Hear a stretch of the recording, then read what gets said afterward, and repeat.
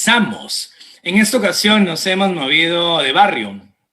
Estamos, obviamente, en Barcelona, pero ya en el Eixample, donde se luce Llibre Solidari, esta librería novísima y tan encantadora, donde Carlos Franco está del otro lado tomándome fotografías para el Instagram. Por supuesto, en Lima, la gente de Gestión Cultural de Petroperú asegura la calidad de este programa. Ahora nos remontamos al año 2016, con la edición 19 de Conversaciones de Oro. Es la penúltima de las 20 citas que les tenía prometidas. Hoy que es sábado, que están seguro en casa, sin tanto apuro laboral y sin premuras, escribirán comentarios que, prometo, leeré al final de esta emisión. Por cierto, querida audiencia, este es un programa distinto, muy distinto, por las razones que irán descubriendo poco a poco. La primera es que trata sobre un copé llamado Santiago Merino y con un cuento clave llamado El cuadro de Marilyn, pero que extrañaremos hoy. Santiago Merino falleció en noviembre, el mes pasado, así que su ausencia hoy se siente, pero este programa intenta conmemorar y celebrar su literatura. Yo nunca conocí a Merino, pero estuve investigando mucho más de él y sobre todo su poesía. Yo quería leerles un poema de Santiago Merino para abrir un poco el gusto y el apetito literario de su obra. Exploración. La poesía, o el puñal que rasga la corteza de tu espalda, y un sorbo de vino recién destilado, me conmueven. La poesía que sabes anidar en tu vientre para que 1000 ciegos la desnuden. Estoy a tus espaldas, prendido de tu sombra que irradia, de tu herida en el costado. Es un amanecer. Tu almohada siente mis huellas y el eco de 1000 tambores. La poesía.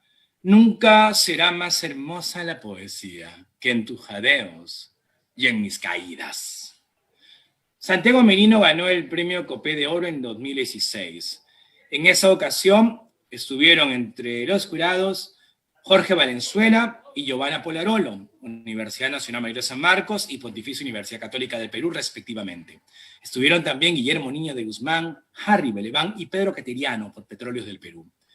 Si bien ganó Santiago Merino, fueron un número importante de finalistas, entre los cuales tenemos en el segundo puesto María Lourdes Torres y en el tercero Miguel Torres Vitolas. Es importante conocer a Merino, claro que es, y para ello hemos preparado un video de 1 minuto con una remembranza de su vida y obra y con algunas imágenes que ustedes seguramente disfrutarán. Adelante con el video.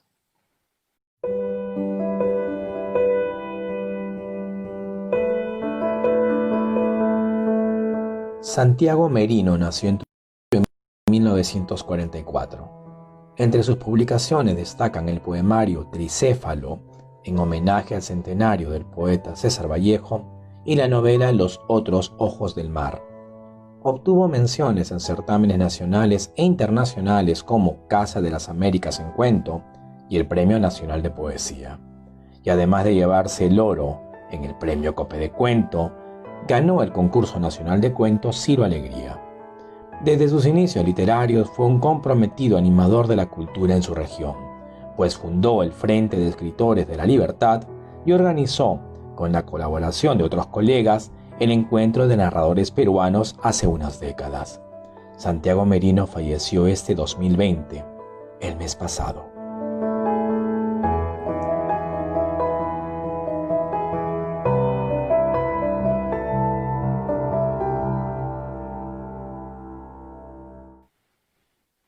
Quisimos brindarles algo nuevo, distinto en esta edición número 19 de los 20 programas que estamos haciendo sobre el Premio Copé de Cuento.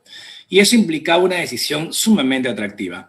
Ustedes, querida audiencia, nunca habían tenido a alguien del jurado del Premio Copé. Pues bien, hoy tenemos a Giovanna Polarolo, quien fue jurado en más de una ocasión del Premio Copé Y evidentemente lo fue en el año 2016, en que Santiago Merino gana con el cuadro de Marilyn. ¿Quién es Giovanna? La conocemos todos, pero yo repito un poco para que refresquemos la memoria. Estudió literatura en la Pontificia Universidad Católica del Perú, es magíster en literatura peruana y latinoamericana por la Universidad Nacional Mayor de San Marcos y se doctoró en la Universidad de Ottawa.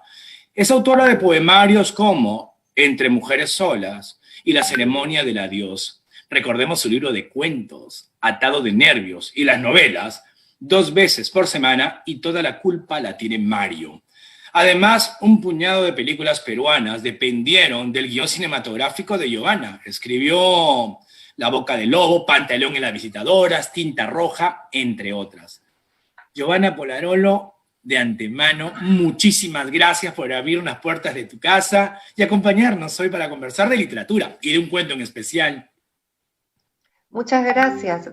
Quiero agradecerte la presentación, felicitarte por este programa y a Petroperú, a Aldo, la iniciativa me parece excelente, porque normalmente los concursos terminan con la entrega del premio y se acabó, ¿no? Mientras que esta revisión me parece que es muy, muy importante, porque vincula, hace muy presente nuestra historia literaria reciente, ¿no? Que es clave. Entonces, conversar sobre eso, informar, motivar a los interesados a leer, a los nuevos escritores, o los que no son tan canónicos, tan reconocidos, ¿no? Para darse cuenta que hay tantos escritores en el Perú y escritoras de buena calidad, y que hay que difundir, ¿no? Y los concursos sirven para eso.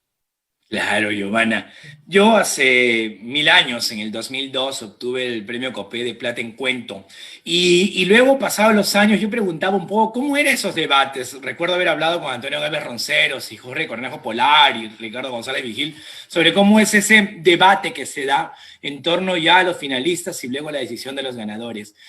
Aquí, la audiencia que nos sigue, los 50.000 personas que están enganchadas en el Facebook, querrán saber cómo es ser jurado del COPE, cómo fue la labor específica de aquel 2016, si lo podemos evocar, y ese recibir cientos de originales, cómo son los plazos, cómo se delibera. Cuéntanos un poquito al respecto, Giovanna, para entender cómo es el intrigulis de un premio tan importante para nuestro país como es el COPE.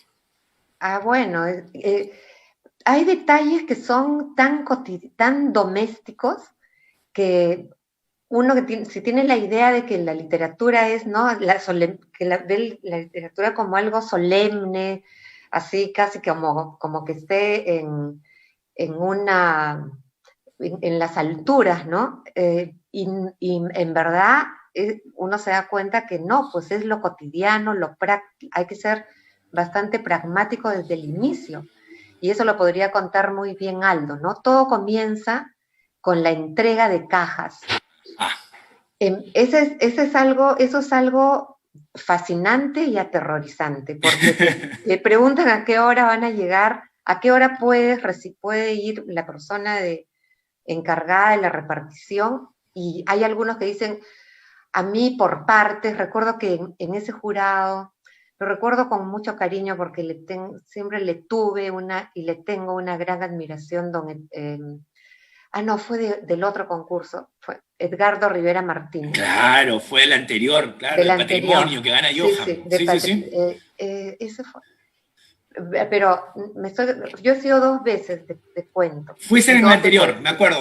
Sí. Y estaba Edgardo. Se me hace confuso. y recuerdo que decían, no, a mí, ¿cuántas cajas son? 14 cajas muy bien embaladas. Ajá. Y entonces dicen, no, a mí por partes, por favor. Sobre todo los jurados hombres dicen, sí. No, mi esposa no soporta tantas cajas porque desordenan. Anécdotas que pueden parecer triviales. Y bueno, llegan las cajas y te da, ¿y ahora cómo voy a hacer para leer? Y tienes 1 mes y medio, 2 meses, y es muy, muy organizado. O sea, sí. Petroperú tiene una gran experiencia en organizar esto, entonces tiene años haciéndolo, y te dan mucha información en un folder donde está el título del trabajo, el seudónimo, y para que pongas un puntaje. Claro. Para que tengas un registro de lo que vas leyendo también, ¿no? Entonces, cada caja está enumerada, y ya, en un momento, primero yo al menos, es así como, paso, los pongo en el corredor de mi casa, y cada vez que regresaba del trabajo decía, ya es el momento, ya tengo que empezar, y cuando ya tomas el toro por las astas, abres la caja, y la caja está en los trabajos están perfectamente colocados, porque son en estos con espiral, ¿no? Claro, ya. Espiralados. Sí. Y tú los sacas para leer, y cuando los vuelves a poner, ya no los puedes poner tal cual. Entonces, todos los jurados comentan eso. ¿Cómo hacen? Y entonces empieza a haber un gran desorden, ¿no? Eso es como anécdota. Luego empieza la lectura y va separando, ¿no? Mi criterio es así, porque algo muy interesante que tiene este concurso es que todos leen todo. O sea, claro. Hay otros concursos en los que hay filtros. Hay un grupo que hace una primera selección y va y elimina, por ejemplo, trabajos que hay diferentes niveles de concursantes, ¿no? Sí. Personas que de pronto mandan un cuento de una página, o sea, no cumple el requisito, o un trabajo muy, digamos, como torpe, con muchas faltas de ortografía, de puntuación, no deliberadas, o sea, que no forman parte de una propuesta. ¿No? Que puede pasar también, o sea, sí, claro.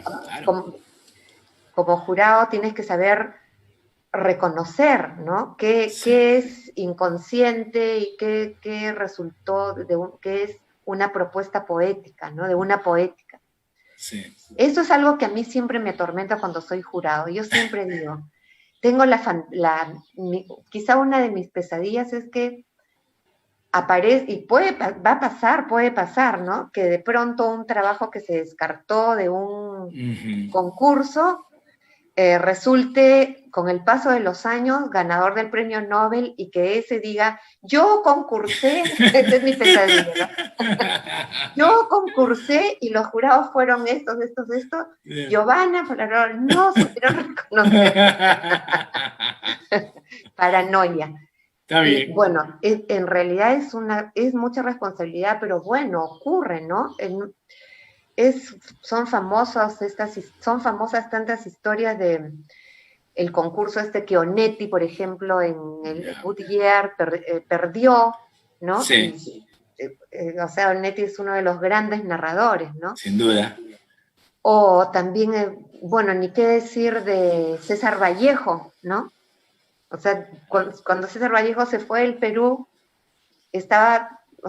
habían condenado un sector, ¿no? Había dicho, dedícate a otra cosa. Claro, claro que sí. Así que es una... O García Márquez, ¿no? Que dice que le rechazaron 100 años de soledad. Entonces sí, pues pasa, ¿no? ¿Por qué no te va a pasar? Entonces ya empieza una lectura atenta. Yo normalmente, si son, no sé, pues pueden ser 200 trabajos, 300 trabajos. Entonces, más o menos, soy muy disciplinada en eso, ¿no? O sea, saco la cuenta y digo, tengo que leer tantos cada día. Claro.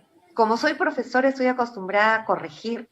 Ajá. Y a veces, o sea, tienes 60 exámenes de corregir y una semana para entregar, dices, tengo que, a ver, ¿cuántos? Para llegar a la fecha tengo que leer tantos al día. Entonces, así, sistemáticamente. Y entonces haces una selección, la consigna, ya el jurado se reúne previamente y dice, nos vamos a reunir tal fecha y cada uno traiga 10. Claro. ¿No? Entonces, y que los agrupes en los que consideras A, los que consideras B.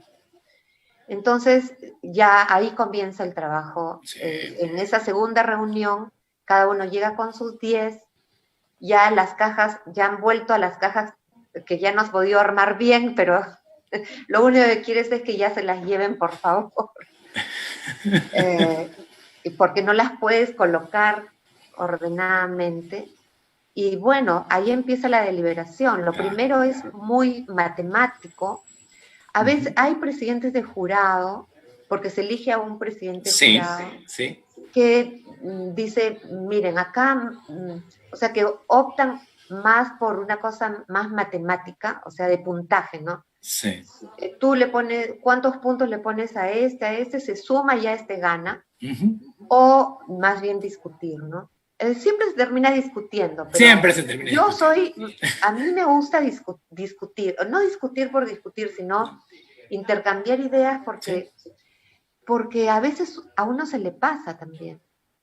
Y entonces, ahí en esa reunión, alguien en una pizarra va marcando, a ver, tu lista, entonces tal, A, B, A, entonces se hace la suma y dice, yo pido que, por ejemplo, yo le puse 5 puntos a uno y todos los demás le pusieron 0.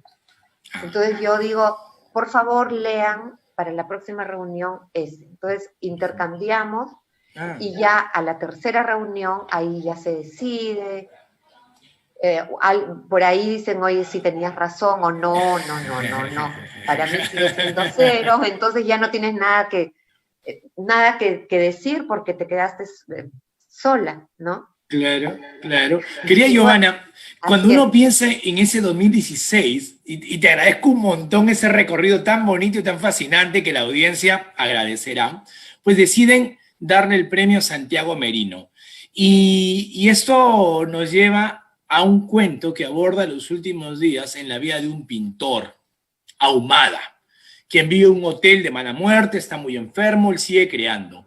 ¿Cómo fue esa relación con este cuento que, a fin de cuentas, hace una ficción a partir del célebre artista peruano Víctor Humareda? Claro, eso se vio claramente. Bueno, no recuerdo y tal vez no sea, ¿cómo se puede decir? Ético, hacer pública una discusión que además ni siquiera recuerdo bien porque ha pasado sin duda. Había varios, ¿no? Como comprenderás, quedan pues unos 10 porque luego se decide los ganadores, va o por puntajes o también por negociación, ¿no? Sí. O sea, no sé, una persona dice, no, ese cuento, la verdad es que a mí me parece, o sea, dentro de mí, porque es algo que el público también, los concursantes o futuros concursantes tienen que saber. Yo siempre digo, uno no tiene que deprimirse cuando no gana. Eco. Porque como todo en la vida, o sea, ni siquiera es que la ciencia sea objetiva. Ahora bien sabemos que ni siquiera la ciencia es objetiva, ¿no? Este 2020 nos ha enseñado tanto al respecto.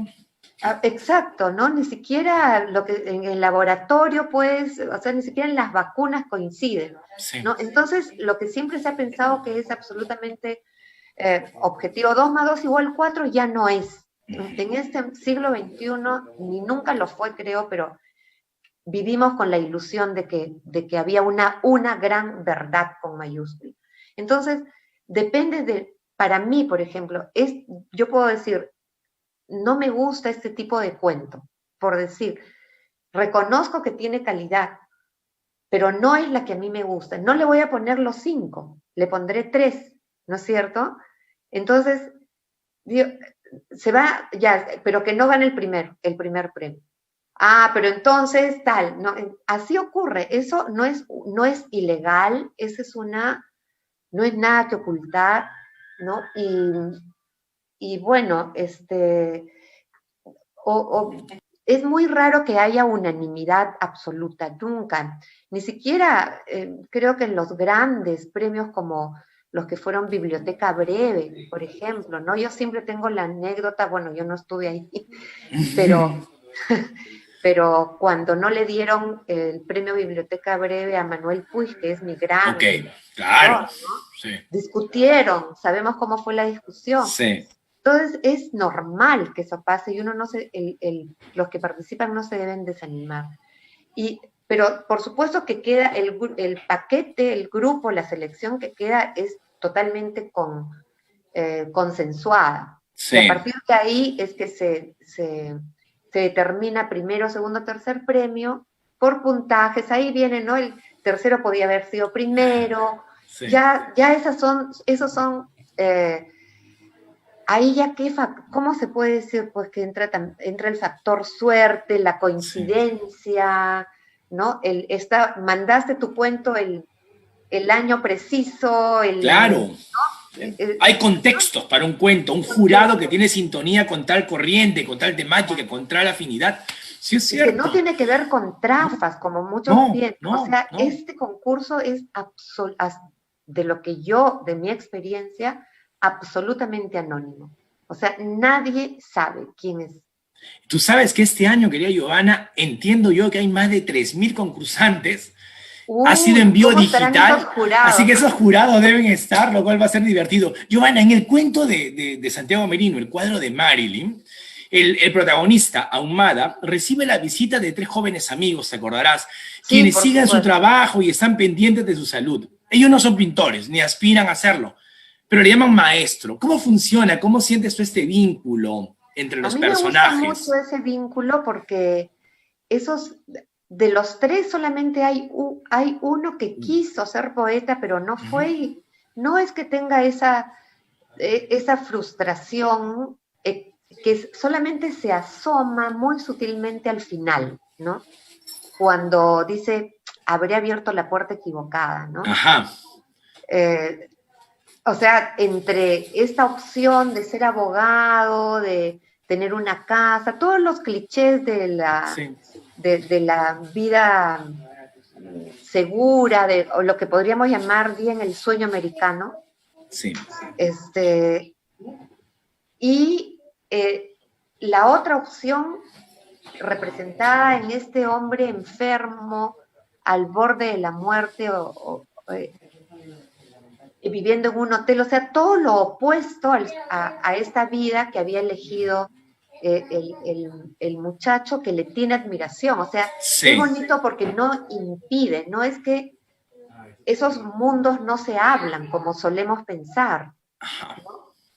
Hay una admiración, hay un respeto, no solamente por la obra, sino también por la opción, por la opción de vida. Y es una opción de vida arriesgada, pero auténtica y que no toma cuentas, que no se resiente. O sea, el pintor que vive en el hotel, que tiene una vida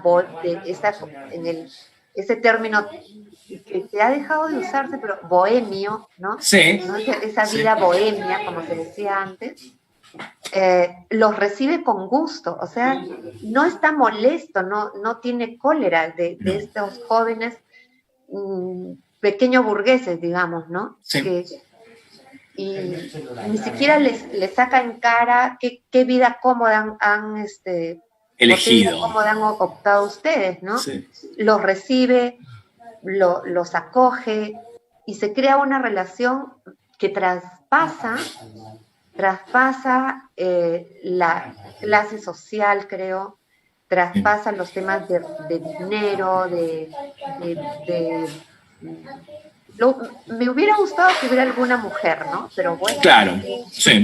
Habría enriquecido el cuento. Ahora, sí, es otra historia. Otra historia. Es otra historia. El cuento de Santiago Merino, sabe, querida audiencia, ya lo puede ir leyendo o ya lo leyeron, que está en los comentarios de esta entrevista. El hecho está que el cuento de Santiago Merino se titula El cuadro de Marilyn, porque no es uno ni dos, sino varios los cuadros que el pintor ha dedicado a su idolatrada Marilyn Monroe.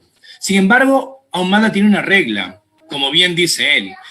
Todo el que pisa este atelier la conoce. Marilyn no se vende, no comercia con los cuadros de Marilyn Monroe. ¿Qué hay para ti detrás de esta visión, esta condición, esta negativa a comercializar con estos cuadros en especial? Yo entiendo ahí, dentro de la construcción que hace Santiago de su personaje, de este maestro, es la de un artista en el sentido más romántico del término. La idea del artista no se vende, ¿no? Ajá. El artista trabaja por una necesidad expresiva, y puede ser que el artista muera pobre, pero no le interesa. No son, eso va en contra de las opciones actuales de los artistas en general, porque hoy en día, y no es una crítica, simplemente es una constatación, sí. Ya los artistas ya no son los que se mueren de hambre o de tuberculosis o de sífilis, como eran los artistas románticos, ¿no? Ya no están en esta ¿cómo que se dice? De cristal, en un lugar separado del mundo, creando lo que necesitan, ¿no? Hoy en día los artistas, o la mayoría, son profesionales, ¿no? Tienen agente, negocian, cuántos libros he vendido, en el caso de escritores, ¿no? Es diferente. Quizá años atrás, en el siglo XIX,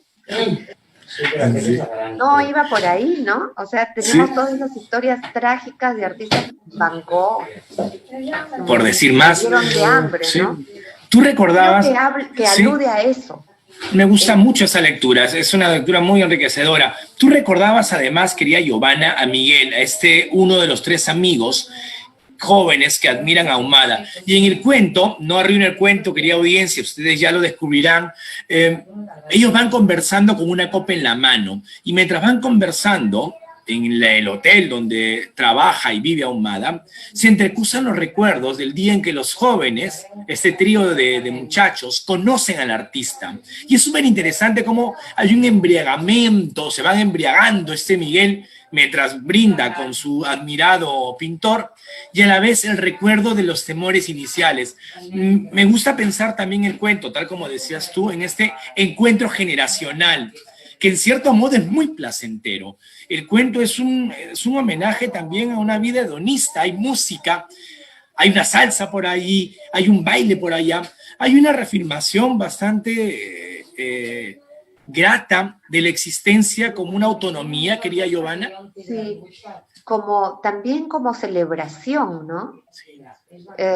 Más allá de la enfermedad, de la muerte, y de las opciones, ¿no? De la frustración que puede haber.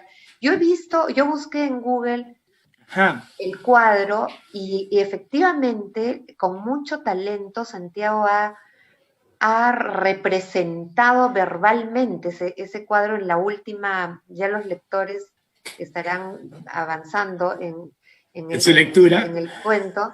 Sí. Ese cuadro donde Marilyn aparece con pelo negro, ¿no? De espaldas, y el pintor está con su copa y está bailando, y esa es la imitación que hace nuestro personaje, Miguel, ¿no? Desde fuera del cuadro, pero de alguna manera está entrando al cuadro, ¿no? Está formando parte de ese cuadro también. Es súper interesante que lleguemos a ese cuadro, querida Giovanna, porque además en este cuadro, tal como nos plantea Santiago Merino en su cuento, hay una convivencia de el tabú, Marilyn no se vende, pero también está el autorretrato, que es aquello que él sí comercia, que no le genera un problema hacerlo. Y está la admiración de Miguel y los jóvenes, que por lo menos les gustaría comprarse un autorretrato de Ahumada, que no negociarán, el precio que se diga se pagará. Hay una manifestación también de amistad, de una amistad que va forjándose poquito a poco, que también es fascinante en el texto, ¿verdad? Sí, por eso creo que uno de los temas interesantes es la posibilidad de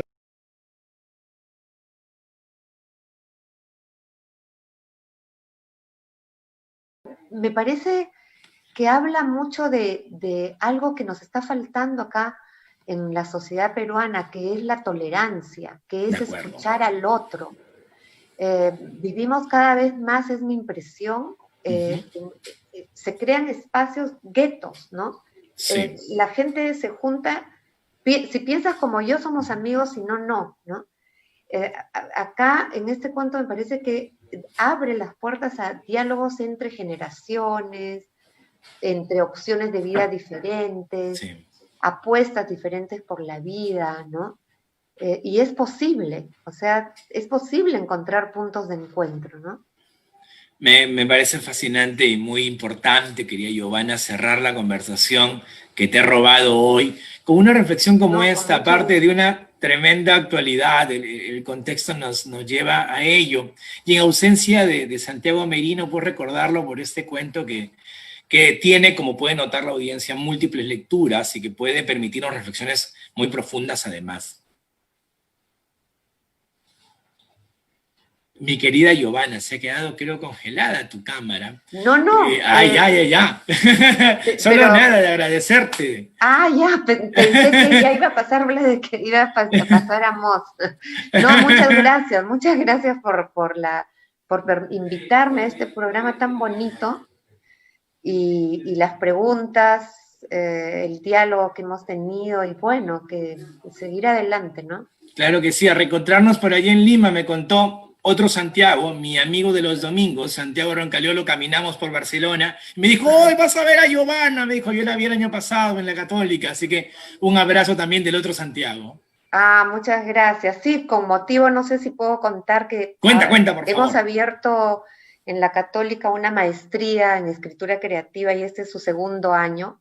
Sí. Y bueno, tenemos dos promociones y invitamos a muchos escritores y la pandemia nos ha dado también muchas, parece mentira o sea, dentro de las limitaciones también surgió, como ya todos saben, la posibilidad de este Zoom que nos permite encuentros que pueden ser limitados, pero igual limitados a nada, limitados, ¿no? Y entonces hemos tenido posibilidad de hablar con muchos escritores, hemos estado con Guillermo Martínez de Argentina, Ay, bueno. Lina Meruane de Chile, Piedad Bonet de Colombia, en fin, y vamos Muy a seguir bien. así. Así que los que están interesados en escribir y ganar premios, Uh. bueno, no puedo asegurar lo de ganar premios, Pero que aprende, se aprende. pero para mejorar Sí, sí. un espacio de escritura, ahí está la maestría. Qué bueno, Gracias. Giovanna. A ti, Continúo muchísimas acá gracias. escuchando a Moss. Claro que sí. Pues bien, el comentario al cuento, El cuadro de Marilyn, debería estar a cargo de la querida poeta cubana Alesia Ribalta, quien desde Suecia nos estaría acompañando. No obstante, razones de fuerza mayor le impidieron estar con nosotros en esta cita que uniría más países todavía.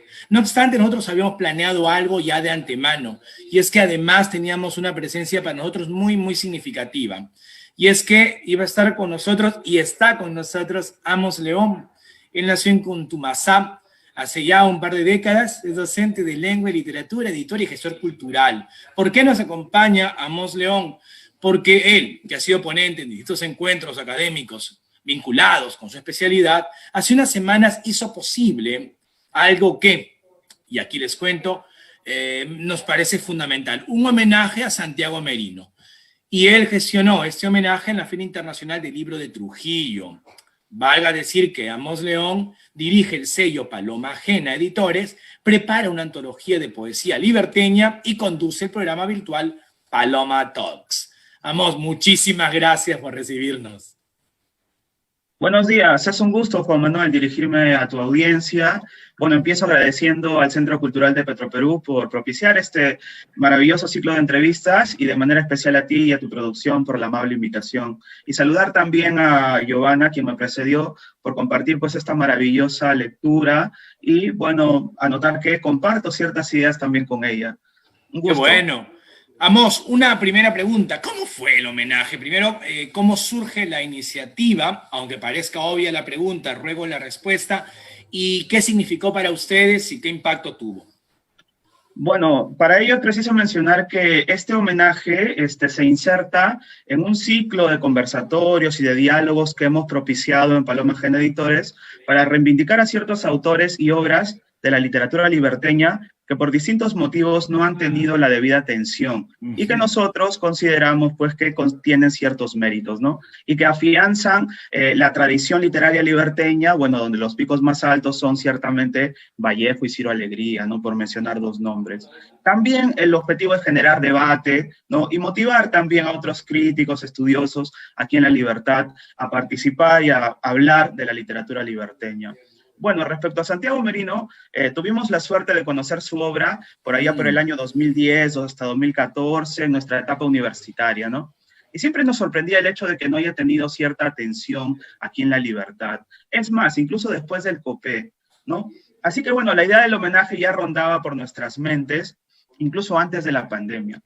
Bueno, entonces a mediados de septiembre hicimos una primera concreción en un conversatorio, justamente en el programa que mencionaste, en Paloma Talk. Sí. Hicimos una conversación sobre la poesía de Santiago Merino. Justamente analizamos el poema que habías leído. Sí, exactamente, ¿no? Y bueno, luego la organización de la Feria Internacional tuvo conocimiento de este homenaje y bueno, en voz de Luis Eduardo García, Premio COPE también de bronce, en el año 2009, bueno, nos invitó a continuar el homenaje en la Feria Internacional del Libro y, bueno, pudimos concretarlo. Ya no solamente hablar de la poesía, sino también de la narrativa, de la novela que tiene Santiago Merino y justamente de este cuento tan interesante que es El cuadro de Marilyn, ¿no? La respuesta fue muy buena, la familia ha estado muy agradecida y está agradecida con este diálogo que se está propiciando ahora y bueno, creo que hemos cumplido nuestro objetivo de generar más lectores, ya que, bueno, ya lo mencionabas también, está disponible ya para lectura libre el cuento, ¿no? Y está publicado aquí en el chat. Entonces, creo que hemos logrado al menos avanzar un poquito en la reivindicación de Santiago Merino como un autor importante en La Libertad y en el Perú. Vamos, León, y al cuento, vamos al cuento. ¿Cuáles son tus impresiones? Pues un cuento al cual tú has regresado más de una vez, así que me interesaría cerrar este enlace contigo, que te agradezco también muchísimo como Giovanna, el contarnos estas impresiones. Claro, justamente, bueno, un elemento que iba a mencionar era justamente el contraste, ¿no? Entre Ahumada y Miguel, ¿no? Entre las vidas dispares que tienen ambos personajes, ¿no? Como un personaje que ha dedicado toda su vida al arte, ¿no? Pero has tenido que sacrificar la familia, un trabajo estable, entre otros aspectos, ¿no? Y por el otro lado, Miguel, que sí ciertamente tenía pues una vocación artista, incluso dice de artista contestatario todavía, ¿no? De poeta contestatario, pero que bueno, ha preferido tener una vida segura, digámoslo así, ¿no? También quería mencionar otro contraste importante que va entre el cuerpo muriente de Ahumada, ¿no? Ahumada está muriendo porque tiene un cáncer terminal, y el arte que él hace, ¿no? Hay un episodio cuando Miguel va a visitar a Ahumada y Ahumada está pintando justamente unos caballos llenos de vitalidad que resplandecen y que, bueno, se genera pues un contraste interesante, ¿no? Y nos indica pues que Ahumada está dedicando incluso sus últimos días de vida a el arte que tanto ha querido, ¿no? Y creo que esto parte justamente de cierta identificación también de Santiago Merino con su amigo que fue Víctor Humareda, que ya se ha mencionado, ¿no? Eso me parece un dato importante. Ahora, se mencionaba también el dato de la puerta, al final, cuando le dice Miguel a Ahumada, le dice, cree que abrí la puerta equivocada, maestro. Y lo que pasa es que hay un detalle cuando Miguel va a visitar a Ahumada y Miguel encuentra la puerta entreabierta, ¿no? Y es, bueno, circunstancialmente en la historia de Ahumada es porque, claro, ha dejado la puerta entreabierta para que entre la prostituta y tal, ¿no? A visitarlo. Pero con lo que dice Miguel, se convierte ya en un símbolo, ¿no? Esa puerta, la puerta del arte, ¿no? De la vida artística, ¿no? A la que él no pudo ingresar. Entonces eso me parece también un dato interesante para la audiencia, ¿no? Para tu apreciada audiencia. Y finalmente, claro, Marilyn como un símbolo de la belleza absoluta, ¿no? La belleza a la que Ahumada ha entregado su vida, símbolo también de una verdad artística, ¿no? Y por eso es que Miguel siente digamos, se siente muy atraído por el cuadro, ¿no? Bastante atraído y en diversos, incluso la escena del baile ya se repite antes, ya cuando Miguel ha ido a visitar a Ahumada y también está practicando el baile y justo llega la prostituta y lo interrumpe, ¿no? Me parece también es un dato muy importante. Y por último, esto del símbolo de Ahumada, del cuadro de Marilyn, se junta también con el del cuarto, el cuarto de Ahumada, que nadie... Sí, que nadie... Excepto, claro, obviamente las prostitutas, dice, y el personal de limpieza, ¿no? Entonces también es una especie, para mí, una especie de representación del mundo interior, ¿no? Del genio creador de Ahumada, ¿no? Del momento de soledad individual que tiene el artista para crear. Incluso se dice que la escena de Ahumada con Marilyn está pues justamente, no es en el atelier de Ahumada, sino en el cuarto, especula Miguel, ¿no? Ha debido darse en el cuarto, ha debido representarle en el cuarto. Bueno, esos son algunos datos que me parecen interesantes de mencionar, ¿no? Para motivar, para generar la lectura en tu audiencia y, bueno, seguir reivindicando a Santiago Merino.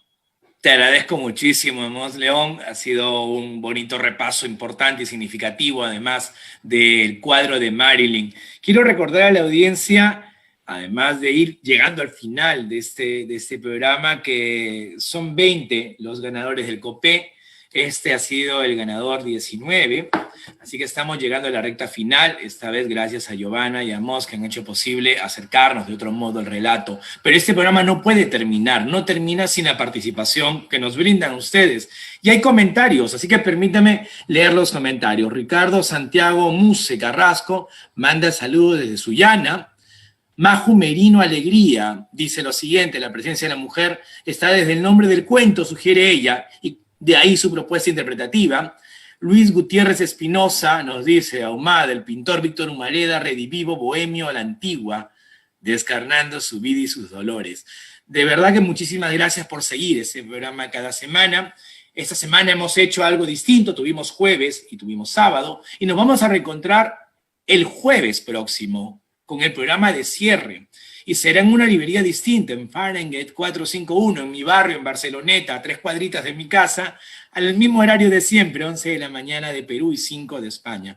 No obstante, no queremos irnos sin despedir y agradecer a la gente de Libre Solidari, que aparte me ha puesto hoy día una plantita, tengo un sofá, y Carlos Franco, que viene a despedirse por la librería. Carlos, muchas gracias, hombre. Gracias a ustedes. Gracias.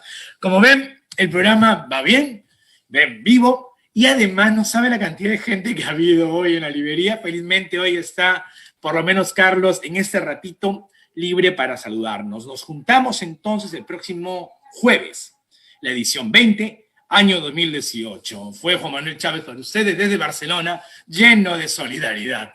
Gracias.